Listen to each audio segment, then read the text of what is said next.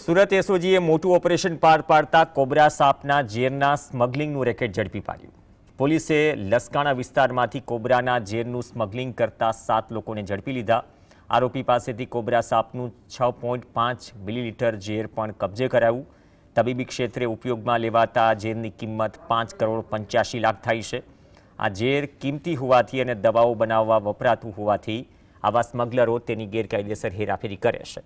આ ઝેરનો ઉપયોગ blood pressure, લોહી ગંઠાવવા, હાર્ટ એટેક નિવારણની દવાઓ આ તમામ બનાવવા માટે થાય છે। સાપના ઝેરમાંથી એન્ટીવેમોન પણ દવા બનાવાય છે, જે સાપ કરડ્યા પછી તેના ઉપચારમાં ઉપયોગમાં લેવાય છે। સાથે જ કેન્સરના ઉપચાર માટે પણ ઉપયોગ થાય છે।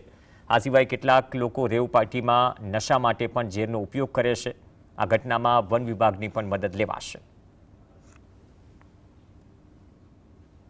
5 કરોડ 85 લાખની કિંમતનું પ્રતિબંધિત કોબરા સાપનું ઝેર એટલે કે વેનમ એની સાથે 7 ઈસમોને જે છે એ એસઓજીની ટીમે ઝડપી પાડ્યા છે અને એની જાણવાજોગ દાખલ કરી છે અને ફોરેસ્ટ વિભાગ આની અંદર જોડાયું છે અને આ વેનમ જે છે એ લેબના ટેસ્ટને અંતે સાબિત થશે તો ત્યારબાદ જે છે ફોરેસ્ટ વન અધિનિયમ સંરક્ષણ અધિનિયમ મુજબ ગુનો દાખલ કરી અને આગળની કાર્યવાહી